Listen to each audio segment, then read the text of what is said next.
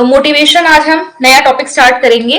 तो सबसे पहले जो मोटिवेशन, जिसे हम हिंदी में क्या कहते हैं, प्रेरणा, या कई जगह आपको अभिप्रेरणा भी लिखा हुआ मिलेगा। और ये लर्निंग से बहुत ज्यादा रिलेटेड है, अधिगम से जो है इसका बिल्कुल रिलेशनशिप है। जब तक मोटिवेशन नहीं होगा स्टूडेंट सीख नहीं पाएगा कुछ भी। ठीक है, तो स्टूडेंट का मोटिवेटेड होना बहुत जरूरी है। इसीलिए कहा जाता है टीचर्स क्लासरूम में क्लास को स्टार्ट करने से पहले बच्चों को मोटिवेट करें, उनके अंदर जिज्ञासा जगाएं, जिससे कि बच्चे सीखने के लिए रेडी हो सके। तो देखो मोटिवेशन, सबसे पहले तो वर्ड कहां से आया है, पहला क्वेश्चन हमारा यहीं से बन जाता है। तो मोटिवेशन जो वर्ड आया है वो आया है आपके लैटिन भाषा के शब्द मूवेयर से, जिसका मतलब होता है टू मूव या फिर चलना। इसका मीनिंग भी कई बार पूछ लेते हैं।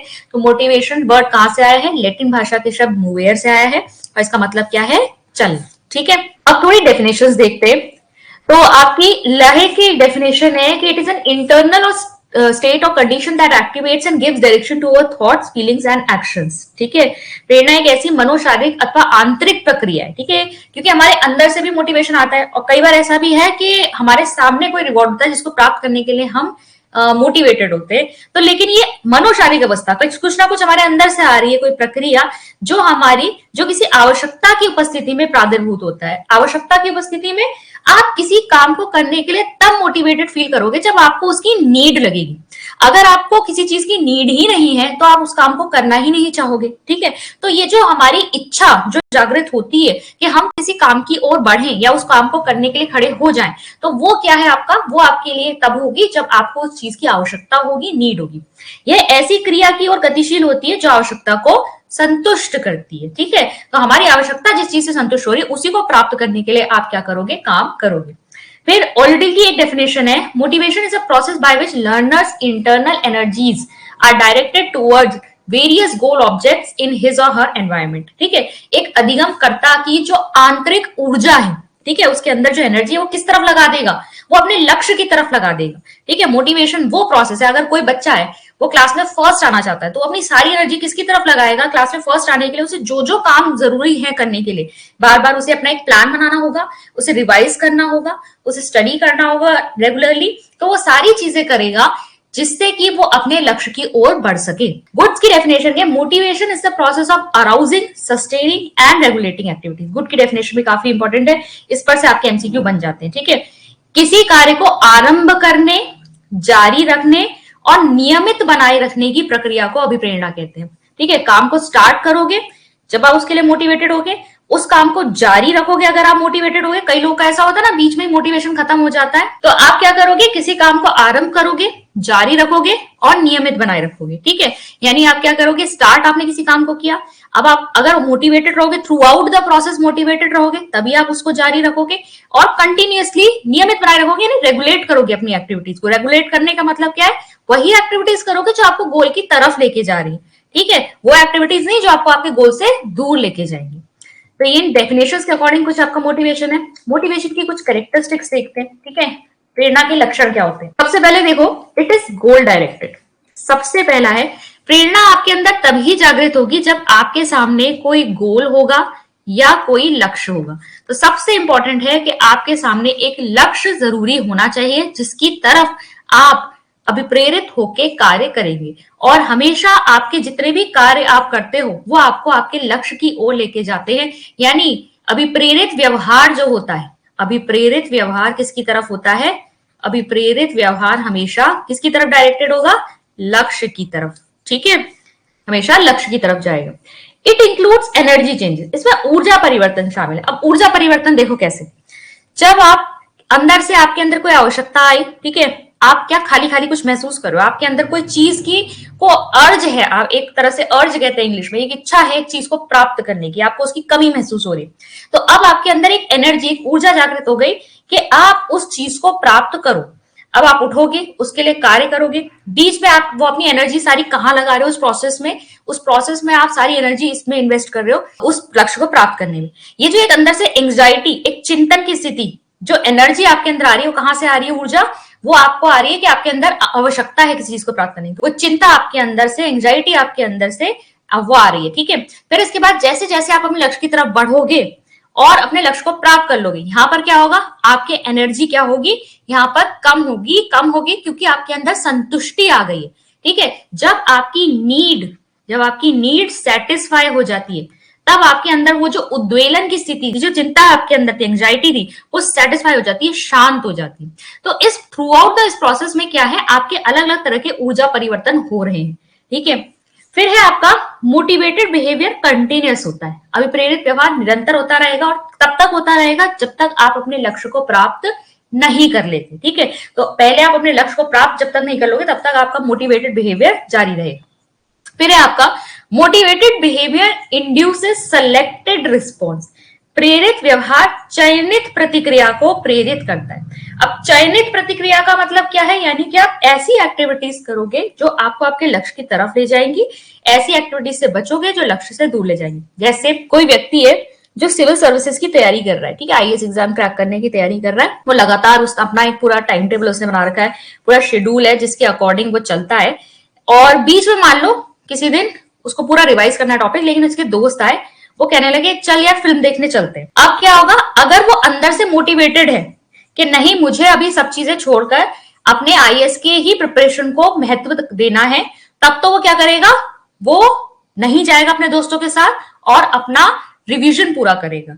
लेकिन अगर यहाँ पर जो व्यक्ति है वो इतना मोटिवेटेड नहीं है, तो वो क्या करेगा, वो अपने दोस्तों के साथ अपना टाइम वेस्ट करने भी जा सकता है। ठीक है, तो यहां पर क्या हो रहा है, मोटिवेशन जो है आपको ऐसे चीजों की तरफ बढ़ाता है या ऐसे रिस्पॉन्सेस को सिलेक्ट करवाता है जो आपको आपके लक्ष्य की तरफ लेके जाते हैं। ठीक है, तो वो व्यक्ति क्या करेगा, अगर उसके अंदर अभिप्रेरणा है तो ऐसे रिस्पॉन्सेस देगा या ऐसी एक्टिविटीज करेगा जो उसे लक्ष्य की तरफ लेके जाएंगे।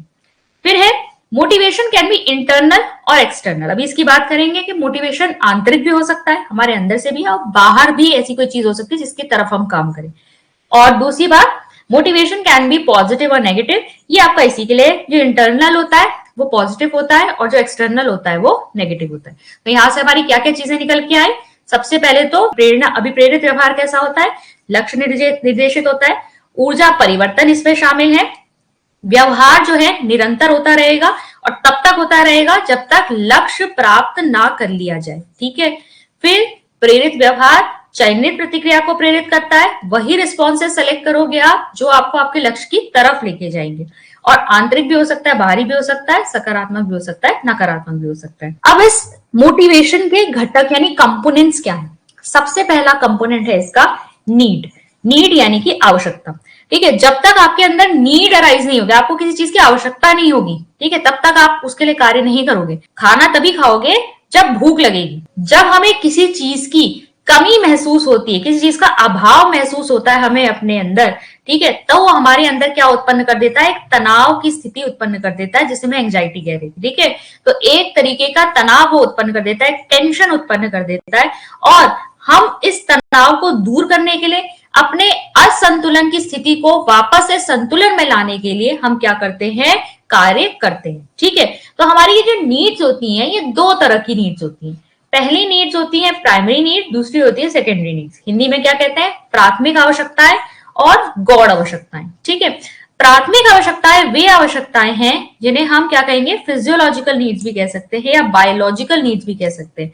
ठीक है, क्या कह सकते हैं हम इन्हें, जैविक आवश्यकताएं। ठीक है, प्राइमरी नीड्स क्या है, जैविक आवश्यकताएं हैं, जो क्या है हमारी फूड, वाटर, शेल्टर। ठीक है, रोटी, कपड़ा, मकान, बेसिकली हमें क्या जरूरत है, इन सब चीजों की जरूरत है, हम जी नहीं पाएंगे इन सब चीजों के बिना। गौण आवश्यकताएं कैसी आवश्यकताएं हैं, जो आपकी मनोसामाजिक आवश्यकताएं हैं या मनोवैज्ञानिक और सामाजिक आवश्यकताएं, जैसा कि इसमें लिखा हुआ है सोशियो साइकोलॉजिकल नीड्स। ठीक है, अब सोशियो साइकोलॉजिकल नीड्स में जैसे कि क्या आ जाएगा, सिक्योरिटी, सेफ्टी, प्रेम, ठीक है, स्नेह, उपलब्धि, अचीवमेंट, हमें स्टेटस चाहिए समाज में, हमें उपलब्धि चाहिए, सम्मान चाहिए, सेफ्टी चाहिए, रिश्ते चाहिए, मित्र चाहिए। ये सारी चीजें क्या है, इनके बिना हम जी तो जरूर सकते हैं, लेकिन फिर भी ये हमारी जरूरतें हैं, हमारे मानसिक स्तर के लिए, हमारे साइकोलॉजिकल लेवल के लिए, हमारे सामाजिक जरूरतें हैं ये, क्योंकि इंसान जो है अकेला तो रह नहीं सकता, उसे उस समाज में रहने की आदत है। तो ये सारी चीजें जो है क्या है, हमारे लिए सेकेंडरी नीड्स है हालांकि, लेकिन ये भी बहुत ज्यादा जरूरी है, हमें इन दोनों की ही आवश्यकता पड़ती है। तो पहली क्या आ गई, प्राथमिक आवश्यकताएं, जिन्हें आप क्या कहोगे, जैविक आवश्यकताएं हैं, भोजन, जल, आश्रय, जिनके बिना हमारा सर्वाइवल पॉसिबल नहीं है, जिनके बिना हम जी नहीं सकते। फिर दूसरी आ जाएंगी गौण आवश्यकताएं, जो क्या है आपकी सामाजिक और मनोवैज्ञानिक आवश्यकताएं हैं, जैसे सुरक्षा, प्रेम, स्नेह, उपलब्धि, ठीक है, सम्मान। ये सारी चीजें क्या है, ये ऐसी आवश्यकताएं जिनके बिना हमारा सर्वाइवल तो पॉसिबल है, लेकिन फिर भी ये कहीं ना कहीं हमारे जीवन के लिए आवश्यक है। दूसरा घटक जो आता है आपका, वो आता है ड्राइव। अब देखो ड्राइव क्या है, जब भी हमारे अंदर ना एक आवश्यकता अराइज होती है तो ये हमारे अंदर एक तनाव की स्थिति को उत्पन्न कर रही है। हमने बात करी एक उत्तेजना, एक तनाव की स्थिति।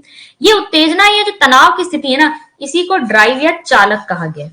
ठीक है, तो आवश्यकता, नीड हमेशा किसके अराइज करेगी, किसे अराइज करेगी, ड्राइव को। ठीक है, इसकी वजह से हमारे अंदर एक उत्तेजना, एक उद्वेलन की स्थिति आ जाएगी जो हमें हमारे लक्ष्य की तरफ धकेलती है। ठीक है, ये क्या है आपका ड्राइव, इसे हम चालक कहते हैं। फिर तीसरा आता है आपका इंसेंटिव। तीसरा घटक क्या है, इंसेंटिव यानी प्रोत्साहन।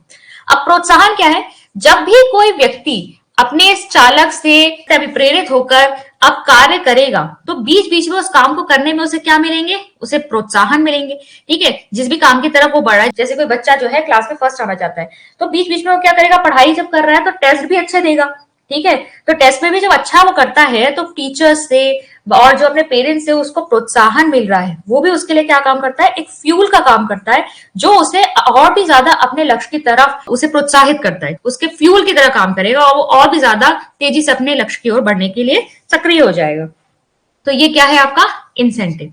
और इस इंसेंटिव से फाइनली जब पहुंचेगा व्यक्ति, किस पर पहुंचेगा, लक्ष्य तक। और लक्ष्य क्या था, जिस भी चीज की आवश्यकता थी उसे उसने प्राप्त कर लिया, और प्राप्त करने से उसकी ये जो टेंशन या उत्तेजना वाली जो स्थिति थी, जो तनाव वाली स्थिति उसके शरीर में अराइज हुई थी, वो क्या हो गई, उसमें कमी आ गई, वो खत्म हो गई। तो ये क्या था, उसका लक्ष्य उसका प्राप्त हो गया। ठीक है, तो ये चार घटक हैं। चार घटक हमने क्या देखे, फोर कंपोनेंट्स या घटक क्या है मोटिवेशन के।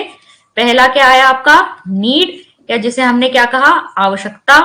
दूसरा हमने क्या देखा, दूसरा हमने देखा ड्राइव, जिसे हम कहते हैं चालक। तीसरा हमने क्या देखा, इंसेंटिव, जिसे हमने क्या कहा, प्रोत्साहन। चौथा हमने क्या देखा, गोल यानी कि लक्ष्य। ठीक है, अब ये चारों घटक मिलकर ना क्या बनाते हैं, एक मोटिवेशन की साइकिल बनाते हैं। ठीक है, एक मोटिवेशन की साइकिल बन जाएगी इससे। बेसिक मोटिवेशन की साइकिल है। सबसे पहले यहां पर अराइज हुई आवश्यकता, इस आवश्यकता के बाद आपके अंदर अराइज हुई ड्राइव यानी कि एक चालक। चालक ने फिर आपको कार्य करवाया जिससे आपको रास्ते में मिले क्या, प्रोत्साहन, और प्रोत्साहन से आप फिर आगे बढ़ते गए और आपको क्या मिला, लक्ष्य। ठीक है, सिंपल सा एग्जांपल लेते हैं। नीड मतलब आपके शरीर में न्यूट्रिएंट्स की कमी हुई। ठीक है, दोपहर का खाना खाए हुए बहुत देर हो चुकी है, अब रात हो चुकी है, अब आपका शरीर क्या हो रहा है, फिर से क्या मांग रहा है, भोजन मांग रहा है। पेट अब क्या मांग रहा है, रोटी खाओ, दाल चावल खाओ। ठीक है, अब वो आवश्यकता ने किसको जन्म दिया, चालक को जन्म दिया। वो चालक क्या है, भूख। ठीक है, वो भूख जो है वो क्या है, यहाँ पर चालक है। अब ये भूख लगी है आपको, तो आप क्या करोगे, आप कुछ ना कुछ अभिप्रेत व्यवहार करोगे। वो व्यवहार क्या होगा, या तो किचन की तरफ जाओगे, किचन में जो भी खाना बना होगा वो प्लेट में लोगे ताकि आप खाना शुरू करो। अब बीच में जो आप ये खाना खा रहे हो, एक रोटी खाई, उससे जो आपको तसल्ली मिलती जा रही है कि हाँ आपकी जो भूख शांत होती जा रही है, वो आपके लिए क्या है, प्रोत्साहन। और फाइनली आप तब तक खाओगे जब तक आपका पेट नहीं भर जाता। आपका लक्ष्य आपका जब प्राप्त हो जाएगा तो उससे आपको क्या मिलेगा, उससे आपको सेटिस्फैक्शन मिलेगा, आपकी भूख शांत हो जाएगी।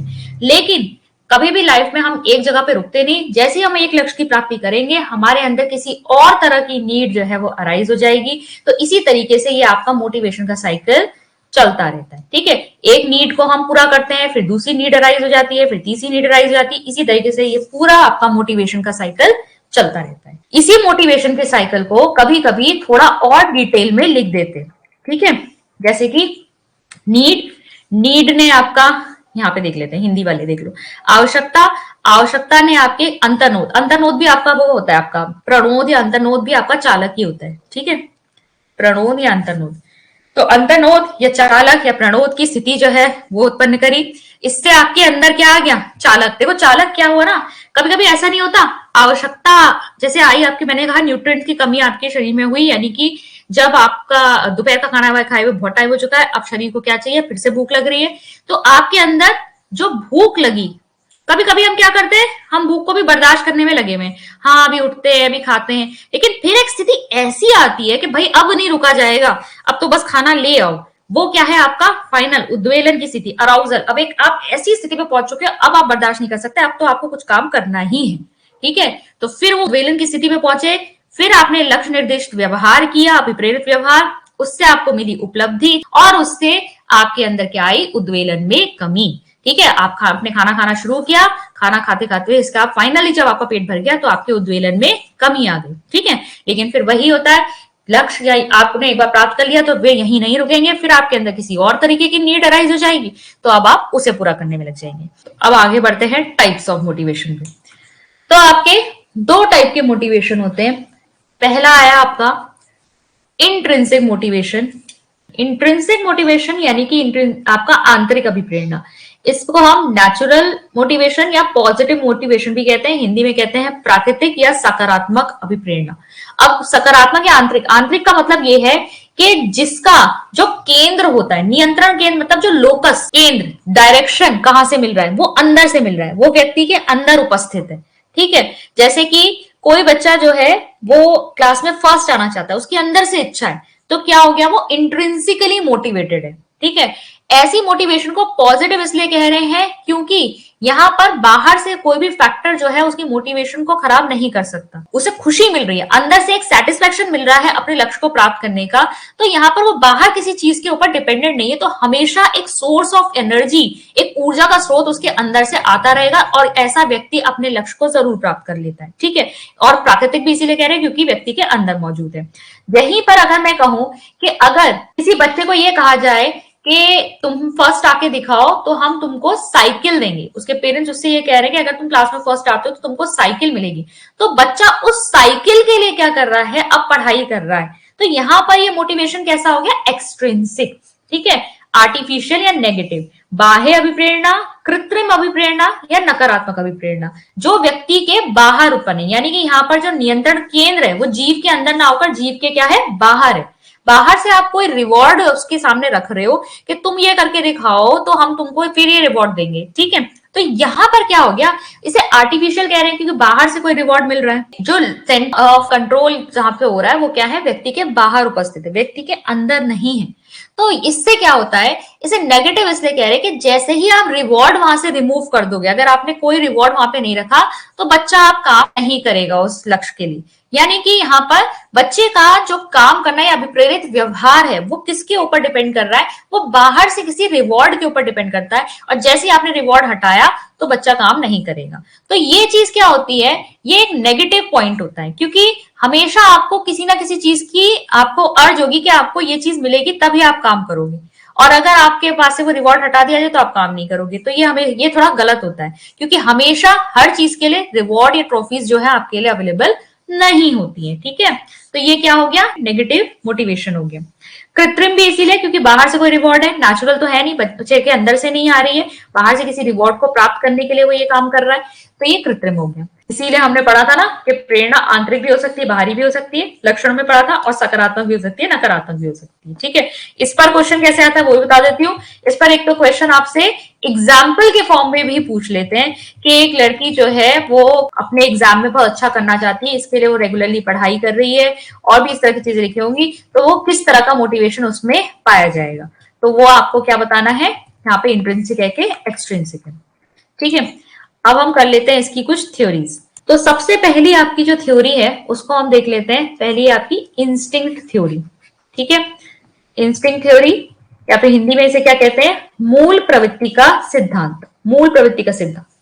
अब इस सिद्धांत को सबसे पहले समझाने की कोशिश की थी विलियम जोन्स ने। विलियम जोन्स ने इसको समझाने की कोशिश की, लेकिन वो इसे समझा नहीं पाए थे। तो इसके बाद विलियम मैकडूगल ने इसको क्लियरली समझाया 1908 में, विलियम मैकडूगल ने। तो इंस्टिंक्ट थ्योरी से अगर आप पहला नाम दोगे तो किसका दोगे, विलियम मैकडूगल का। तो पहले मनोवैज्ञानिक, इन्होंने अच्छे से एक्सप्लेन किया इंस्टिंक्ट थ्योरी को, और इनका कहना था कि हर ऑर्गेनिज्म कुछ बेसिक टेंडेंसीज या कुछ ऐसी आपके अंदर प्रवृत्तियां होती हैं जिनके साथ ही जन्म लेता है। जैसे कि आपने देखा होगा कि एक बच्चा जो है वो सकिंग रिफ्लेक्स के साथ जो है पैदा होता है, अगर उसके लिप्स पे कुछ भी प्लेस करोगे तो वो क्या करता है, वो उस चीज को चूसना शुरू कर देता है। तो यहाँ पर ये वाला जो रिफ्लेक्स है वो बच्चे के अंदर बाय बर्थ प्रेजेंट है, और इसकी जरूरत क्यों है, इसकी जरूरत इसलिए है क्योंकि बच्चे को क्या मिले, न्यूट्रिशन मिले। हर मूल प्रवृत्ति हमारे अंदर जो होती है उसका कोई ना कोई कार्य होता है, ठीक है। तो 14 बेसिक इंस्टिंक्ट्स जो हैं इन्होंने बताई थी यहाँ पर। जिस तरह की मूल प्रवृत्तियां होती है हमारे अंदर जो उपस्थित होती है वो किसी ना किसी इमोशन से जुड़ी हुई होती है, ठीक है। हर मूल प्रवृत्ति हमारे अंदर किसी ना किसी इमोशन से जुड़ी हुई होती है। तो इस तरह की जो आपकी मूल प्रवृत्तियां हैं मैकडूगल ने बताई 14 बेसिक इंस्टिंक्ट्स, ठीक है। 14 बेसिक इंस्टिंक्ट्स बताई इन्होंने, और इन्होंने कहा कि हर इंस्टिंक्ट जो है किसी ना किसी इमोशन से जुड़ी हुई है, और उस इमोशन को उन्होंने क्या बोला, स्पेसिफिक इमोशनल डिस्पोजिशन, ठीक है। साइकोफिजिकल डिस्पोजिशन कहा इन्होंने, या फिर आप कह सकते हैं मनोशारीरिक उपद्रव, ठीक है। क्या कहा इन्होंने, मनोशारीरिक उपद्रव, ठीक है। जैसे कि एस्केप, किसी चीज से अगर हम भागते हैं, ठीक है, एस्केप, अगर हम किसी चीज से भागते हैं तो ये किस चीज से जुड़ा हुआ है, ये फियर से जुड़ा हुआ है। भय, भय की वजह से ही तो आप क्या करोगे, आप किसी चीज से भागोगे। तो हर चीज का जो है एक बेसिक वो दिया हुआ है इन्होंने कि एक इंस्टिंक्ट हमारे अंदर क्या होती है और उसके साथ जुड़ा हुआ इमोशंस क्या होता है, ठीक है। इंस्टिंक्ट में क्या बताया सबसे पहले मैकडूगल ने कहा कि 14 ऐसी मूल प्रवृत्तियां जो है इंसान के अंदर होती हैं जिसके ऊपर आधारित जो है मनुष्य का व्यवहार झलकता है। हर मूल प्रवृत्ति के साथ एक भाव जुड़ा हुआ है जिन्होंने मनोदैहिक या मनोशारीरिक उपद्रव कहा। और ये 14 बेसिक इंस्टिंक्ट्स का आपको ध्यान देना है कि विलियम मैकडूगल ने आपकी 14 बेसिक इंस्टिंक्ट दिए। दूसरी आपकी प्रवृत्तियों से आप किसको जोड़ सकते हो, सिगमंड फ्राइड को जोड़ सकते हो। सिगमंड फ्राइड ने 2 तरह की मूल प्रवृत्तियां दी थी। क्या दी थी उन्होंने 2 प्रवृत्तियां, एक दी थी जीवन प्रवृत्ति जिसे उन्होंने कहा था एरोस, सिगमंड फ्राइड की थ्योरी हम पढ़ चुके हैं, ये आपको अच्छी तरह से पता है। और दूसरी दी थी मृत्यु प्रवृत्ति जिसे उन्होंने कहा था थैनेटोस, ठीक है। जीवन प्रवृत्ति क्या है, जीवन प्रवृत्ति हमें सर्वाइवल में हेल्प करती है जिसकी वजह से हम जीवन को अच्छी तरह जीते हैं। और मृत्यु प्रवृत्ति क्या होती है, जब जीवन प्रवृत्ति अपना काम करना कम कर देती है तो मृत्यु प्रवृत्ति जो है प्रभावी हो जाती है। और मृत्यु प्रवृत्ति या डेथ इंस्टिंक्ट का काम क्या है, ये हमें किसकी तरफ लेके जाती है, मृत्यु की तरफ। सुसाइडल टेंडेंसीज जो जनरेट होती हैं, व्यक्ति जो है डिप्रेस रहने लगता है, परेशान रहने लगता है, जीवन से तंग आ चुका है, अब वो सुसाइड की तरफ बढ़ने लगता है, तो ये मृत्यु प्रवृत्ति होती है। इसको इन्होंने क्या कहा, थैनेटोस। जीवन प्रवृत्ति को जारी रखने के लिए कोई एनर्जी हमारे अंदर आती है, लिबिडो। लिबिडो क्या है, आपकी ऐसी एनर्जी, लाइफ मेंटेनिंग एनर्जी जो आपकी जीवन प्रवृत्ति को बनाए रखती है। ये नेक्स्ट आपकी जो थ्योरी है वो है आपकी ड्राइव रिडक्शन थ्योरी, अंतर्नोद का सिद्धांत, ठीक है। किसने दी थी, क्लार्क हल ने दी थी। काफी इंपॉर्टेंट थ्योरी है, क्लार्क हल की थ्योरी जो है आपकी काफी जगह पूछ ली जाती है। तो देखो क्लार्क हल ने क्या कहा था, इन्होंने कॉन्सेप्ट दिया था होम्योस्टेसिस का। होम्योस्टेसिस मतलब बैलेंस की स्टेट, ठीक है। तो होम्योस्टेसिस का मतलब क्या होता है, एक बैलेंस, एक संतुलन की स्टेट, ठीक है। इसका मतलब क्या होता है कि हर व्यक्ति जो है ना हमेशा एक बैलेंस, एक संतुलन की स्टेट में रहना चाहता है, ठीक है। और जब हमारा ये संतुलन, ये इक्विलिब्रियम बिगड़ने लगता है तो हम क्या काम करते हैं, हम काम करने लगते हैं तुरंत इस इक्विलिब्रियम को फिर से प्राप्त करने के लिए, ठीक है, कि हमारी लाइफ जो है फिर से बैलेंस वे में, जैसा नॉर्मल डेज में चल रहा है वैसा ही होता रहे। देखो आप खुद ही देखो ना, कभी फिर से आप कभी ट्रैवलिंग पे भी जाते हो तो आपको लगता है कि आपका जो रूटीन है वो डिस्टर्ब सा हो गया, तुरंत आप किसमें कोशिश में लग जाते हो कि वापस से चलो हम घर पहुंचे और किस तरीके से हमारा जो रूटीन है वो प्रॉपरली वैसा ही चले जैसा डेली लाइफ में चलता था। ये एक नॉर्मल टेंडेंसी है, ह्यूमन टेंडेंसी है कि एक ह्यूमन के अंदर एक इच्छा होती है कि वो हमेशा एक बैलेंस की स्टेट में रहे, जैसा उसको लगता है फेवरेबल रहता है वैसे ही उसकी day to day daily activities चलती रहे। तो हल का कहना भी यही था कि जैसे ही हमारा होम्योस्टेसिस हिलता है, बैलेंस जाता है, संतुलन की स्थिति जाती है, हमारे अंदर एक ड्राइव जागृत होती है जो हमें क्या करती है, जो हमें फिर से अभिप्रेरित करती है वापस से इस बैलेंस की स्टेट को प्राप्त करने के लिए। अब इस ड्राइव रिडक्शन थ्योरी की एक आपकी साइकिल भी है, इसको आप देख सकते हैं। यहाँ पे क्या हुआ, देखो सबसे पहले लैक ऑफ होम्योस्टेसिस मतलब संतुलन क्या हुआ, बिगड़ा। यहाँ पे संतुलन क्या हो गया, बिगड़ गया, ठीक है, संतुलन बिगड़ा यहाँ पर। तो अब क्या होगा, संतुलन को वापस प्राप्त करने के लिए आपके अंदर क्या अराइज होगी, आवश्यकता। किसकी आवश्यकता, इस संतुलन को मुझे क्या करना है, वापस प्राप्त करना है, ठीक है। इस आवश्यकता ने आपके अंदर क्या जनरेट की, चालक को उत्पन्न किया, ठीक है। चालक आपके अंदर जनरेट हुआ, इस चालक ने आपको अभिप्रेरित व्यवहार करने के लिए क्या किया, आपको खड़ा किया कि आप अभिप्रेरित व्यवहार करें। और अभिप्रेरित व्यवहार करने के बाद आप वापस स्टेट, इस किस स्टेट में आ गए, होम्योस्टेसिस यानी कि बैलेंस की स्टेट में आ गए। ठीक है, लेकिन जैसा कि अभी प्रेरणा वाले चक्र में हमने पढ़ा था कि एक बार हम किसी संतुलन के स्टेट में आ भी जाए तब भी हमारा कोई और जो है बैलेंस जो है बिगड़ता है, कोई और हमारे अंदर नीड अराइज हो जाती है। सेम इसमें भी चलता रहता है, क्योंकि आप खुद ही देखो ना, कभी देखा है किसी का जो जीवन है वो हमेशा ही बिल्कुल एकदम सधा हुआ चलता हो, कभी किसी के जीवन में तकलीफें ना हो, प्रॉब्लम्स ना हो, ऐसा कभी नहीं होता। सबकी लाइफ में एक प्रॉब्लम खत्म होगी दूसरी आती रहेगी, हमेशा हम क्या करते हैं, एक कोई ना कोई प्रॉब्लम को सॉल्व करते ही हुए ही रहते हैं। ठीक है, तो सेम चीज यहाँ पर भी चल रही है। इसी को इन्होंने एग्जाम्पल से भी देख दिया है कि पैकेज मतलब हमें क्या हो रहा है, भूख जैसी, हमें हमारे न्यूट्रिएंट्स की कमी महसूस हो रही है, इससे हमारे अंदर क्या आई है, हंगर। हंगर ने, या फिर हंगर किस वजह से आ रही है, इसने एक ड्राइविंग उस फोर्स को जन्म दिया है जो है स्टार्विंग। अब हमें क्या होता है, जो उद्वेलन की स्थिति नहीं कह रही थी मैं, कि हंगर को कभी कभी हम क्या कर रहे होते हैं, बर्दाश्त भी कर रहे होते हैं, लेकिन फिर एक स्थिति ऐसी आती है जब हमसे भूख बिल्कुल बर्दाश्त नहीं होगी, तो हम क्या है, स्टार्विंग वाली स्टेट में आ गए, अब बिल्कुल बर्दाश्त नहीं हो रहा। फिर हम खाना खाने पहुंचेंगे और इसके बाद हम फुल हो जाएंगे, यानी पेट जब हमारा भर जाएगा तो हम फिर से बैलेंस की स्टेट में आ जाएंगी। तो ये भी बिल्कुल राइट डायरेक्शन थ्योरी। बेसिकली हमने इस चालक को रिड्यूस करने की, कम करने की कोशिश की है, या फिर इस होम्योस्टेसिस को प्राप्त करने की कोशिश की। ठीक है, तो क्लार्क हल की थ्योरी क्या है आपकी, ड्राइव रिडक्शन थ्योरी। फिर आपकी आती है तीसरी, ह्यूमैनिस्टिक थ्योरी। ह्यूमैनिस्टिक थ्योरी जो है किसने दी है, अब्राहम मैस्लो ने। अब्राहम मैस्लो का कहना क्या था कि ह्यूमन बीइंग जो है अभिप्रेरित व्यवहार करता है कब, जब उसे अपनी नीड्स को सेटिस्फाई करना होता है। और इन नीड्स को भी उन्होंने किस में लगाया था, एक पदानुक्रम में लगाया था, एक हायरार्की में लगाया था।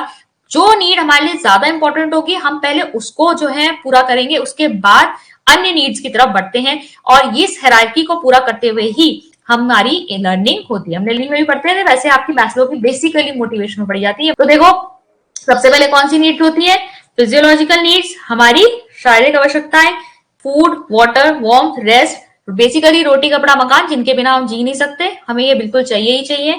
फिर जब हमारी ये नीड पूरी होती है तो हम सेकंड लेवल पे बढ़ते हैं, जो कि हमारी सेफ्टी नीड्स है, सिक्योरिटी नीड्स है। ठीक है, हमें सुरक्षा चाहिए, स्थिरता चाहिए।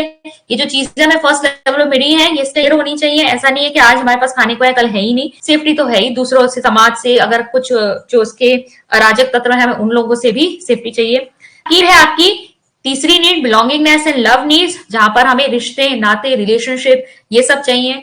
और फिर आती है हमारी एसटी, जहां पर हम सम्मान, स्टेटस, अचीवमेंट, अकम्पलिशमेंट, ठीक है, जहां पे उपलब्धि वगैरह ये सब हमारे लिए इंपॉर्टेंट होती है, समाज में हमारा मान सम्मान हो, हमें उपलब्धि मिले, ये वाले आती है। और लास्ट में हम पहुंचते हैं सेल्फ एक्चुअलाइजेशन, जब हमें आत्मबोध की स्थिति में पहुंचते हैं, जब हमें क्या मिलता है, हाइयर क्वेश्चंस जो होते हैं ना लाइफ के, हम क्यों आए हैं, हमें जीवन क्यों मिला है, मेरे जीवन का पर्पस क्या है, जब हम ऐसी चीजें सोचने हैं जाते हैं, ये हमारी वाली नीड्स है जो टॉप लेवल पे होती है। जब हमारी बेसिक सारी नीड्स कंप्लीट हो चुकी है, फिर जाकर जो है हम इन नीड्स के पर पहुंचते हैं।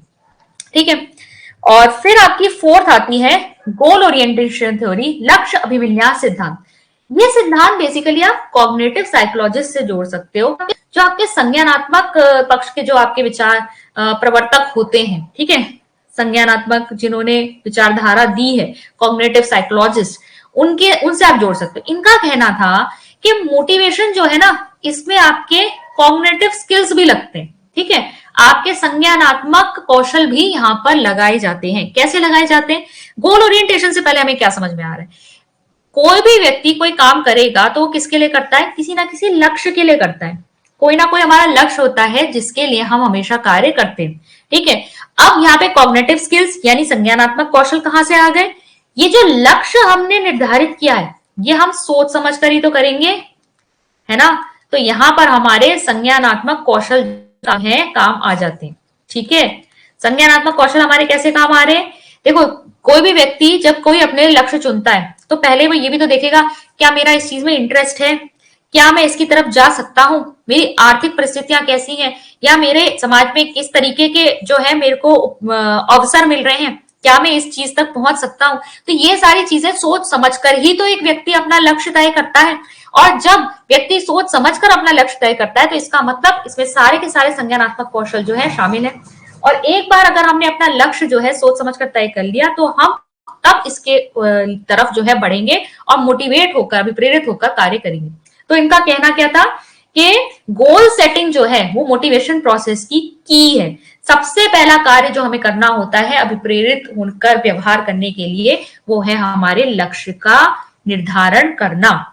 तो जब हम लक्ष्य को निर्धारित कर लेते हैं तब हम उसके लिए कार्य करते हैं।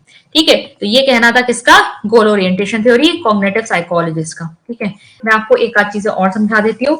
अगर आप इसे बिहेवियर साइकोलॉजिस्ट के हिसाब से देखेंगे, बिहेवियरिस्ट साइकोलॉजिस्ट, ठीक है, यानी आपके जो व्यवहारवादी हैं, किसके टर्म्स में देखते हैं मोटिवेशन को, व्यवहारवादी किसकी बात करते हैं, किसकी बात करते हैं हमेशा, स्टिमुलस और रिस्पॉन्स की, इसी की बात करते हैं, उद्दीपन, उद्दीपन और अनुक्रिया की बात करते हैं। ठीक है, तो इनका मानना तो भाई ये है कि जो कोई भी व्यक्ति जो कार्य करता है वो किसके लिए करता है, री के लिए। यहां पर किसकी बात हो रही है, पुनर्बलन, री जब मिलता है, ठीक है, वही क्या काम करता है, जैसे कि अगर हमने एसआर थ्योरी पढ़ी थी, कोई स्टिमुलस आया उसके प्रति रिस्पॉन्स होगा, और रिस्पॉन्स दोबारा होगा या नहीं होगा कैसे पता चलेगा, जब इसे री मिलेगा। अगर ट्रायल एंड एरर थ्योरी में देख रहे थे ना, अगर री मिलेगा तो ये दोबारा दोहराएंगे, नहीं तो नहीं दोहराएंगे। ऐसे ही आरएस थ्योरी जो हमने देखी थी, आरएस थ्योरी हमने किसकी देखी थी, ऑपरेंट कंडीशनिंग में। ऑपरेंट कंडीशनिंग में हमने क्या देखा था, स्किनर की जो थ्योरी थी कि कोई भी कार्य दोहराया जाएगा या नहीं वो किस पर निर्भर करता है, वो उसके रीइंफोर्समेंट पे निर्भर करता है। अगर रीइंफोर्समेंट, पुनर्बलन अच्छा है, सेटिस्फैक्टरी है, तब तो वो स्टिमुलस की तरह काम करेगा, फिर इसको दोहराया जाएगा। और अगर रीइंफोर्समेंट अच्छा नहीं मिल रहा, सेटिस्फैक्टरी नहीं है, तो उस काम को नहीं दोहराया जाएगा। यही ऑपरेंट कंडीशनिंग कह रही थी। तो हर जगह बात किसकी हो रही है, पुनर्बलन की बात हो रही है। ठीक है, व्यवहारवादी जो आपकी विचारधारा है उसमें बात हमेशा पुनर्बलन की हो रही है। और पुनर्बलन या बाहर से कोई रिवॉर्ड क्या हुआ, इसका मतलब क्या है, एक्सट्रिंसिक। ठीक है, एक्सट्रिंसिक मतलब हो गया इसका। ठीक है, बाह्य, यानी कि इनके लिए क्या है, अभिप्रेरणा क्या है, बाह्य है, बाहर से। अच्छा, इसमें एक दो चीजें और देख लो, क्वेश्चन आता है घुमा फिरा के, तो मैं यहां पे बता देती हूँ आपको। जब हमने ड्राइव रिडक्शन थ्योरी की बात करी, ठीक है, ड्राइव रिडक्शन थ्योरी किसकी थी, क्लार्क हल की। क्लार्क हल ने कहा ना कि हमारे अंदर जो है होम्योस्टेसिस, बैलेंस की स्टेट जब बिगड़ती है तब हम उसको वापस प्राप्त करने के लिए कार्य करते हैं। हमारे अंदर एक चालक उत्पन्न होता है, उस ड्राइव को हम रिड्यूस करते हैं। ठीक है, तो यहां पर जो मोटिवेशन है वो कहां से आ रहा है, अंदर से आ रहा है, इंट्रिंसिक है, क्योंकि हमारे अंदर से वो जो है ड्राइव या चालक उत्पन्न हो रहा है। तो ये क्या हो गया, आंतरिक हो गया। तो आंतरिक या अंदर से हमारे एक चीज आ रही है जो हमें किसी मोटिवेशन वाले कार्य को करने के लिए अभिप्रेरित कर रही है। तो ये क्या हो गई, पुश थ्योरी हो गई। क्या कहते हैं इसे, पुश थ्योरी। अंदर से कोई चीज हमें धक्का मार रही है कि इस काम को करो, इस चालक को कम करो, ठीक है, इस तनाव की स्थिति को कम करो, बैलेंस की स्टेट में आओ। तो ये क्या हो गई, पुश थ्योरी हो गई। अगर मैं बिहेवियर थ्योरी की बात करूं, तो बिहेवियर थ्योरी के अकॉर्डिंग, जैसा कि अभी अभी मैंने आपको समझाया, रीइंफोर्समेंट की बात हो रही है। तो रीइंफोर्समेंट या फिर पुनर्बलन की जो बात हो रही है वो क्या है, वो आपका एक्सट्रिंसिक मोटिवेशन है। ठीक है, बाहर से आपको कोई चीज दी जा रही है तब आप उसके लिए काम कर रहे हैं, बाह्य है। ठीक है, बाह्य है, इसके लिए आप काम कर रहे हैं। तो ये क्या हो गई, पुल थ्योरी हो गई, पुल थ्योरी। ठीक है, यानी बाहर से आप कोई चीज अपनी तरफ खींच रही है तब आप उसके तरफ अभिप्रेरित होकर कार्य कर रहे हैं। आपका एक छोटा सा टॉपिक ये बचा है कि प्रेरणा जो है आपका सीखने से कैसे जुड़ा हुआ है। कि अभिप्रेरणा जो है व्यक्ति के व्यवहार को किसी विशेष लक्ष्य की ओर निर्देशित करती है। वही चीजें हैं जो हम पूरा आपका अभिप्रेरणा के टॉपिक में पढ़ रहे हैं। ठीक है, तो अभिप्रेरित व्यवहार क्या करेगा, यानी अगर व्यक्ति अभिप्रेरित है तो वो किसी ना किसी लक्ष्य की तरफ जो है कार्य करेगा। फिर अभिप्रेरणा अधिगम में विद्यार्थी के प्रदर्शन को बढ़ाती है। अगर बच्चा जो है इंट्रिंसिकली मोटिवेटेड है, बहुत ज्यादा आपका उसके अंदर क्यूरियोसिटी है, सीखने की चाह है, इच्छा है, अभिप्रेरित होकर कार्य कर रहा है, तो ऑब्वियसली उसका परफॉर्मेंस जो है बहुत अच्छा हो जाता है। ठीक है, अगर कोई बच्चा अंदर से मोटिवेटेड हो।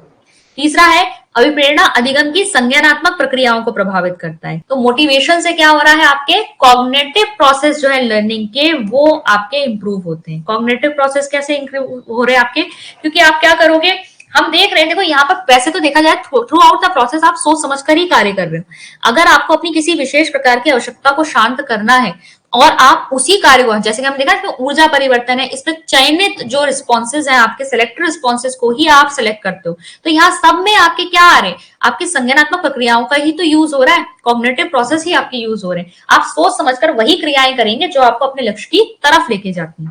फिर है motivation helps a learner to understand which outcomes are strengthening and which are punishing. Thus motivation helps in encouraging a child in both consequences for better result.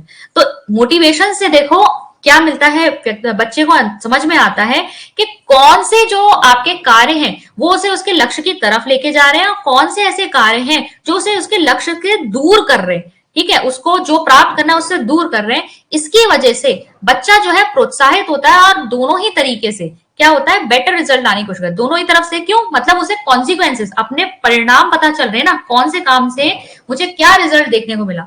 जैसे मान लो अगर किसी बच्चे ने ना 1 वीक का अपना स्टडी प्लान बनाया था, ठीक है, और उस स्टडी प्लान के अकॉर्डिंग उसने अपनी पढ़ाई करी, और जब टेस्ट हुए तो उसने उतना अच्छा जो है वहां पर स्कोर नहीं किया। तो उसको समझ में आया कि ये जो मैंने स्टडी प्लान बनाया है उसके अकॉर्डिंग मैंने पढ़ाई की, लेकिन मेरे टेस्ट में जो रिजल्ट है वो अच्छा नहीं आया, कॉन्सिक्वेंसेस पता चले, परिणाम पता चला। तो अब वो क्या करेगा, अब वो अपने फिर से स्टडी प्लान को रिवाइज करेगा, चेंज करेगा। चेंज करके अब उसने देखा कि नेक्स्ट यूनिट टेस्ट में जब उसने स्टडी प्लान चेंज किया था अब उसने अच्छा स्कोर किया है। तो यहां पर आप देखोगे वो उस रिस्पॉन्स को सिलेक्ट करेगा जो उसे उसके परिणाम की तरफ लेके जा रहा है, यानी कि आप वो सेकंड वाले जो उसने स्टडी प्लान बनाया उसी को फॉलो करेगा ना, क्योंकि वो उसे अच्छा परिणाम दे रहे हैं। तो किस तरीके के हमें रिजल्ट्स मिल रहे हैं, किस तरह का परिणाम हमारे कार्यों से हमें मिल रहा है, वो हमें बताता है कि हमें कौन से कार्य करने हैं और कौन से कार्य नहीं करने। ठीक है, फिर motivation helps a child to enhance the efficiency of achieving a particular goal in time. अभिप्रेरणा जो है वो आपकी, वो एक बच्चे को विशेष लक्ष्य को किस तरीके से एफिशिएंटली, मतलब दक्षता के साथ, कैसे सबसे बेहतर तरीके के साथ वो अपने लक्ष्य को प्राप्त कर सकता है समय से, ये बताने में भी मदद करती है। इसके अलावा मोटिवेशन जो है सही डायरेक्शन में बच्चे को रखता है, सही दिशा देता है। जब बच्चा मोटिवेटेड होगा तो वो सही दिशा में कार्य करेगा और अपनी क्षमताओं का अच्छी तरीके से इस्तेमाल करेगा। फिर success acts as a prime source of self motivation, enables a child to continue moving on track. इसके अलावा जब बच्चा अभिप्रेरित होकर जो कार्य कर रहा है उसमें उसको सफलता मिलती है तो वो क्या करता है, वो नेक्स्ट अपने लक्ष्य को प्राप्त करने के लिए क्या हो जाता है, मोटिवेटेड हो जाता है। यानी जो परिणाम मिल रहा है ना वो भी अपने आप में एक मोटिवेशन का कार्य कर रहा है। जैसे कि मैंने आपको टेस्ट रिजल्ट्स वगैरह के बारे में भी बताया ना, अगर फाइनल एग्जाम में अगर उसे स्कोर अच्छा करना है तो बीच बीच में जो यूनिट टेस्ट हो रहे हैं या टर्मिनल एग्जाम्स हो रहे हैं, जब वो उसमें भी अच्छा परफॉर्म करेगा तो वो भी उसके लिए एक सेल्फ मोटिवेशन का काम करेगा। ठीक है, वो परिणाम भी उसके लिए सेल्फ मोटिवेशन काम करेंगे कि वो फाइनली जो है रिजल्ट्स में अच्छा करके दिखाए। कक्षा में बच्चों को अभिप्रेरित करने की क्या क्या विधियां हो सकती हैं? सबसे पहले तो हमें किस चीज पे ध्यान देना है, सबसे पहले तो बाल केंद्रित दृष्टिकोण होना चाहिए, यानी कि चाइल्ड सेंटर्ड एटीट्यूड। हमारा एटीट्यूड कैसा होना चाहिए, चाइल्ड सेंटर्ड होना चाहिए। यानी हमारी जितनी भी एक्टिविटीज हैं, चाहे हम पाठ्यक्रम की बात कर लें, चाहे हम टीचिंग मेथड यानी शिक्षण विधि की बात कर लें, हमें क्या प्रयोग करनी है, चाहे हम टीचिंग लर्निंग एड की बात कर लें, हमारी पाठ्य पुस्तकें कैसी होनी चाहिए, को करिकुलर एक्टिविटीज कैसी होनी चाहिए, वो सारी चीजें किसको ध्यान में रखकर हमें डिजाइन करनी है, बच्चे को केंद्र में रखकर। ठीक है, तो चाइल्ड जो है वो सेंटर में है और आज की जो एजुकेशन है वो आपकी चाइल्ड सेंटर्ड एजुकेशन है। यहाँ पर सबसे पहला जो है बच्चों को अभिप्रेरित आप तभी कर पाओगे जब आप बच्चे के दृष्टिकोण से सोचोगे कि बच्चे के लिए क्या अप्रोप्रिएट है, तभी आप बच्चे को सही ढंग से मोटिवेट कर पाओगे। ठीक है, सेकंड आता है आपका नवीन ज्ञान को पूर्व ज्ञान से संबंधित करना। ठीक है, नवीन ज्ञान को पूर्व ज्ञान से, अब मैंने आपको पहले भी बताया था कि पहले माना जाता था कि बच्चा क्या है, टेब्यूला रासा। जॉन लॉके ने कहा है आपका टेब्यूला रासा, बच्चा क्या है, खाली स्लेट है जिसमें आपको क्या करना है, ज्ञान भरना है, जिसमें आपको कुछ लिखना है। ये पुरानी अवधारणा थी। वैसे अब आज क्या सोचते हैं, आज बच्चा कुछ तो ज्ञान लेकर आया ही है, उसको कुछ तो ज्ञान है ही, ऐसे खाली नहीं है उसका दिमाग। तो आपको क्या करना है, जितना बच्चे को आता है उसके पूर्व ज्ञान से जोड़कर जो है उसको नवीन ज्ञान देना है। बच्चा जहां पर जिस लेवल पे है वहीं से उसको ऊपर उठाना है। ठीक है, तो बच्चे को हमेशा आप क्या करोगे, जो नई चीज आप सिखा रहे हो वो चीज आपको पुराने ज्ञान से, बच्चा उस चीज के बारे में जितना जानता है वहीं से उसका स्टार्टिंग करनी है। फिर है शिक्षण में प्रभावशाली तथा सहायक साधनों का उपयोग। तो बेसिकली हम टीचिंग लर्निंग एड्स की जो बात करते हैं कि टीएलएम, टीचिंग लर्निंग मटेरियल जरूर यूज करना चाहिए। इससे जो है बच्चे के ज्यादा सेंसेस एक्टिव होते हैं और बच्चा ज्यादा से ज्यादा सीख पाता है। ठीक है, जितने ज्यादा सेंसेस एक्टिव होंगे उतना ज्यादा अच्छी तरीके से बच्चा सीख पाएगा। फिर देखिए, फिर है उद्देश्य और लक्ष्य का निश्चित होना। हम टीचिंग के विषय में हमेशा कहते हैं कि टीचिंग जो होती है उसका कोई ना कोई उद्देश्य होता है, कोई ना कोई लक्ष्य होता है। टीचिंग जब भी आप करते हो हमेशा क्या करते हो, उसके पहले ऑब्जेक्टिव्स लिखते हो कि क्या सिखाने से बच्चा क्या सीख पाएगा या बच्चे के व्यवहार में क्या परिवर्तन आप देख पाएंगे। तो अगर आपके ऑब्जेक्टिव्स क्लियर हैं, आपका एम क्लियर है, ठीक है, उद्देश्य एक थोड़ी छोटी चीज होती है, लक्ष्य एक बड़ी चीज होती है। ठीक है, उद्देश्य आपके लक्ष्य के अंतर्गत आते हैं। तो अगर आपका पढ़ाने का जो उद्देश्य या लक्ष्य है वो बिल्कुल आपका निश्चित है, डेफिनेट, आप जानते हैं आपको क्या निकलवाना है बच्चे से, आपको क्या व्यवहार परिवर्तन लाना है, तो आप आसानी से बच्चे को मोटिवेट करा पाओगे, क्योंकि आप बच्चे को उसी के अकॉर्डिंग जो है उसी हिसाब से मोटिवेट करोगे। फिर है परिणाम एवं प्रोन्नति का ज्ञान। जब आप बच्चे को भी कॉन्सिक्वेंस बताते हो उसका, यानी कि जो आप सिखाने जा रहे हो उसका क्या परिणाम निकलेगा, वो उसको भावी जीवन में किस तरीके से हेल्प करेगा या दैनिक जीवन में उसका किस तरीके से प्रयोग कर सकता है, जब आप इसकी जानकारी बच्चे को देते हो ना, तो बच्चा जो है अपने आप ही मोटिवेट हो जाता है। तो अगर परिणाम का ज्ञान जो है बच्चे को हो जाएगा तो बच्चा उस टॉपिक को थोड़ा इंटरेस्ट के साथ पढ़ेगा। फिर है शिक्षक का व्यवहार। अब टीचर का व्यवहार जो है बहुत सिंपल सी बात है भाई, अच्छा होना ही चाहिए। कोई भी अगर इस तरह का टीचर हो जो बस बात बात पे बस खाली हाथ उठाता रहता है या बच्चों को हमेशा कभी भी प्रेज नहीं करता, हमेशा चिढ़ का जवाब देता है, ऐसे शिक्षक को तो कोई भी बच्चा पसंद नहीं करता। ऐसे में तो उस सब्जेक्ट से वैसे ही नीरसता बच्चे को आने लगती है, बच्चा उस सब्जेक्ट में इंटरेस्ट लेता ही नहीं है। फिर है प्रशंसा एवं आलोचना। आलोचना मतलब यहां पर हम बात कर रहे हैं कि अगर बच्चे का आंसर गलत है तो उसे इस बात का आप ज्ञान करवाइए कि आपका उत्तर गलत है और उसे सही उत्तर की तरफ ले जाने के लिए आप हिंट भी प्रोवाइड करेंगे। ठीक है, हिंट देकर आप बच्चे को सही उत्तर तक भी ले जाएंगे ताकि जो है बच्चा सही उत्तर तक पहुंच सके। और अगर उसने जवाब अच्छा दिया है तो उसको प्रशंसा जरूर मिलनी चाहिए। ठीक है, यानी हम कह सकते हैं कि फीडबैक या आप कह सकते हो पृष्ठ पोषण अत्यंत महत्वपूर्ण होता है। फिर आपको एक और चीज बता दूं, पृष्ठ पोषण कब दिया जाता है, ये क्वेश्चन बहुत पूछा जाता है। तो पृष्ठ पोषण हमेशा तुरंत दिया जाएगा। जब बच्चे ने आंसर कर दिया तो तुरंत आप उसे पृष्ठ पोषण देंगे, उसका उत्तर सही है या गलत है उससे उसको अवगत करा देंगे, उसे समझाएंगे कि आपका उत्तर सही है या गलत है। तो अगर उसने उत्तर सही दिया है तो उसकी प्रशंसा की जाएगी, और अगर वो उत्तर गलत है तो आपको उसे सही उत्तर की तरफ भी लेकर जाना है। आपको ठीक से बताना है कि आपका उत्तर गलत है और आपका सही उत्तर कैसे आप उस तक पहुंच पाओगे। ठीक है, हिंट देना है। अगर फीडबैक जो है आप एक तो जब बच्चे ने आंसर दिया तुरंत दोगे तभी उसका असर पड़ेगा, बाद में देने का कोई असर उस पर नहीं पड़ता है। और अगर क्लास में सबके सामने अगर कहते हैं उसने आंसर दिया तो आपको पृष्ठ पोषण भी सबके सामने ही देना है। ये नहीं कि क्लास में आपने उसका आंसर सुन लिया और उसके बाद आपको स्टाफ रूम में जाकर आपने बच्चे को अलग से बुलाकर उसको उसकी पीठ थपथपा रहे हो, उससे कोई फर्क नहीं पड़ेगा। ठीक है, तो ये सारी चीजें जो है फीडबैक के मामले में भी इसके रिलेटेड जो आपके एप्लीकेशन बेस्ड कुछ क्वेश्चन है ये वहां से बन जाते हैं। ठीक है, फिर आता है पुरस्कार एवं दंड। ये भी कहीं ना कहीं प्रशंसा आलोचना से जुड़ा हुआ है। प्रशंसा आलोचना की जब हम बात कर रहे हैं तो कहीं ना कहीं ये वर्बल है, शाब्दिक है। ठीक है, ये शाब्दिक है। और जब हम पुरस्कार और दंड की बात कर रहे हैं तो यहाँ पर हम कोई चीज, हम किसी वस्तु की भी बात कर रहे हैं। जब आप पुरस्कार के स्वरूप उसको दोगे या दंड भी जो है, वैसे दंड का तो आजकल प्रावधान ही नहीं है, दंड तो देना ही नहीं चाहिए, पर फिर भी अगर यहाँ पे बात की गई है तो ये भी मोटिवेशन में एक बहुत बड़ा रोल प्ले करता है। अगर आप बच्चे को रिवॉर्ड देते हो तो वो बच्चे के लिए मोटिवेशन का काम करता है, वो आगे भी उस रिवॉर्ड के लिए ही सही, उस प्रशंसा के लिए ही सही काम तो करेगा। ठीक है, और दंड क्या है, दंड उसके अंदर जितनी भी उसके मोटिवेशन है उसको किल कर देता है। अगर मान लो बच्चे का आंसर गलत भी था, अगर आप उसको उसके लिए दंड दोगे ना तो क्या होगा, आगे से वो आंसर देने की हिम्मत ही नहीं करेगा। ठीक है, तो उसके अंदर कभी भी अभिप्रेरणा नहीं आएगी कि वो आने वाले समय में या आगे भी किसी क्लास में उस टीचर को रिप्लाई करे। तो आपको क्या करना है, पुरस्कार और दंड के ऊपर भी ध्यान देना है। ठीक है, फिर है आपका प्रतियोगिता एवं सहयोग। अब ये प्रतियोगिता और सहयोग की जो भावना होती है ये बच्चे के अंदर काफी मोटिवेशन जो है वो क्रिएट करती है। प्रतियोगिता, कॉम्पिटिटिव स्पिरिट, आप देखते हैं कि कॉम्पिटिटिव स्पिरिट जब हमारे अंदर होती है तो वो हमारे अंदर एक अलग ही जोश भर देती है। आप अगर क्या कराओगे, अगर आप कोई कॉम्पिटिशन करा लो तो सारे के सारे बच्चे जो है बड़े जोश के साथ उसमें हिस्सा लेते हैं कि हमें कुछ प्राइज मिलेगा। कंपटीशन या प्रतियोगिता एक हेल्दी कंपटीशन होना चाहिए जो बच्चे के अंदर एक पॉजिटिव मोटिवेशन भर सके। वहीं अगर हम सहयोग की बात करें, कॉपरेशन की बात करें, तो टीम स्पिरिट जो होती है वहां पर इसकी बहुत ज्यादा जरूरत पड़ती है। जब आप टीम की तरह जो है खेल रहे हो तो वहां पर आपको एक दूसरे का साथ देना होता है। अगर कोई बेचारा हताश भी हो रहा है तो आपको उसको क्या करना है, कॉपरेट करना है, उसको सहयोग देना है, उसको हौसला देना है कि नहीं हम कर सकते हैं, हमें आगे बढ़ना होगा। तो ये दोनों चीजें जो है आपकी, ये भी बहुत ज्यादा मोटिवेशन में हेल्प करती है। फिर है कक्षा का वातावरण।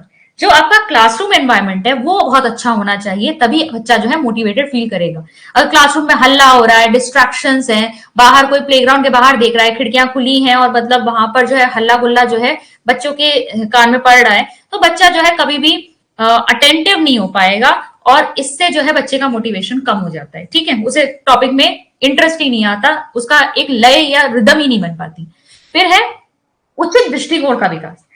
बच्चे के मन में आपको उस टॉपिक, उस सब्जेक्ट के लिए, जिस विषय को आप पढ़ा रहे हो, उसके लिए एक अच्छे दृष्टिकोण का भी विकास करना पड़ेगा। उसका एटीट्यूड सही होना चाहिए। कभी कभी ऐसा होता है कि बच्चे का इंटरेस्ट का सब्जेक्ट नहीं होता, तो आप उसे किस तरीके से मोटिवेट कर सकते हैं, जब आप उसके यूजेस बच्चों को बताएं कि किस चीज का, इस सब्जेक्ट से रिलेटेड जो चीजें हैं वो तुम्हें किस किस तरीके से हेल्प करेंगी, जिससे कि आप बच्चे को थोड़ा सा मोटिवेट कर पाए, उसका इंटरेस्ट जगा पाए।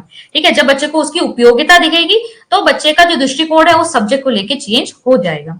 फिर हम बात करेंगे सीखने की उचित स्थिति और वातावरण। मतलब जो सिचुएशन है और जो एनवायरमेंट है, क्लासरूम एनवायरमेंट हमने वैसे भी बात की, और उचित स्थिति में आपकी सारी चीजें आ जाएंगी।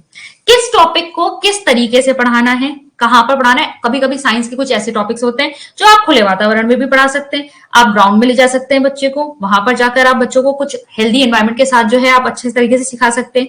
तो जो आपको ये सिचुएशन डिसाइड करनी होगी कि कौन सा टॉपिक किस सिचुएशन में किस तरीके से अच्छे से ज्यादा पढ़ाया जा सकता है, तो इसका भी आपको ध्यान रखना पड़ेगा। कई बार इससे भी बच्चे बहुत मोटिवेट होते हैं। फिर असफलता का भय। अब वैसे असफलता का भय जो है, यहाँ ये बच्चों के मन से हमें निकालना होता है। ठीक है, इसे आपको क्या करना है, ये भय को निकालना है बच्चे के मन से, क्योंकि असफलता का जो भय होता है वो कहीं ना कहीं बच्चे को उसका 100% देने से रोक लेता है। या ऐसे बच्चे क्या होंगे ना, लगातार पढ़ते रहेंगे, लेकिन अंत समय पे वो एग्जाम के टाइम पे उतना नहीं लिख पाते। क्यों? क्योंकि उनको हर समय क्या है, अंदर से एक डर लगा हुआ है कि नहीं हम नहीं कर पाएंगे, या हम फेल हो जाएंगे, या फिर किसी टेस्ट में अच्छा नहीं कर पाएंगे। तो इस भय से है टीचर को उसे दूर करना है, तभी बच्चा मोटिवेटेड होकर कार्य कर पाएगा। फिर है आकांक्षा का स्तर। अब बच्चे का जो लेवल ऑफ एस्पिरेशन है वो भी काफी हाई होना चाहिए। अगर एक बच्चा जो है वो क्लास में, चलो एक बच्चा है जो क्लास में फर्स्ट आना चाहता है और दूसरा बच्चा जो है उसे लग रहा है बस पासिंग मार्क्स आ जाए, बस क्या करना है, अगर थोड़ा बहुत एक दो मार्क नंबर कम भी रह जाए तो क्या चल जाएगा, तो किस बच्चे के ज्यादा मार्क्स आएंगे? ऑब्वियसली उस बच्चे के जो क्लास में फर्स्ट आने की कोशिश कर रहा है। ठीक है, मान लो उसके टॉप स्कोर नहीं भी करता, तभी भी वो कहीं अच्छे नंबर तो लेकर आएगा। लेकिन एक बच्चा जिसकी एस्पिरेशन ही नहीं है, आकांक्षा ही नहीं है, इच्छा ही नहीं है लाने की, वो क्या करेगा, उसके तो नंबर वैसे भी कम ही आने, वो उसके लिए पढ़ ही नहीं रहा है। ठीक है, क्योंकि अंदर से मोटिवेशन ही नहीं है, उसका लेवल ऑफ एस्पिरेशन ही उतना नहीं है। और फिर 15th और लास्ट पॉइंट है आपको नवीनता या नयापन। और नवीनता या नयापन क्या होना चाहिए? देखिए, टीचर के लिए जो आप, ये जो टीचिंग फील्ड है ना, यहाँ पर आप देखेंगे कि नए नए एक्सपेरिमेंट्स भी होते रहते हैं और कोई एक विधि नहीं है जिससे कोई टीचर पढ़ा पाए। बहुत सारे उदाहरण देकर आप जो है बच्चों को सिखा सकते हैं। साइंस को ही ले लीजिए, एक उदाहरण थोड़ी होता है, बहुत सारे उदाहरण होते हैं। तो ऐसा नहीं है कि रटे रटाए जो चीज आपने नोट्स बना रखे हैं लगातार आप उन्हीं से पढ़ाते जा रहे हैं, पुराने उदाहरण ही लेते जा रहे हैं। जैसे जैसे संसार चेंज हो रहा है, नई नई चीजें आ रही हैं, टेक्नोलॉजी आ रही है, उसके अकॉर्डिंग आप न्यू जो आपके एग्जाम्पल्स हैं उनको उठाइए, ताकि बच्चा उससे रिलेट भी कर पाए। जब बच्चे को कोई नई चीज दिखेगी तभी वो उसमें इंटरेस्ट लेगा। तो यहां तक आपका मोटिवेशन वाला टॉपिक खत्म होता है।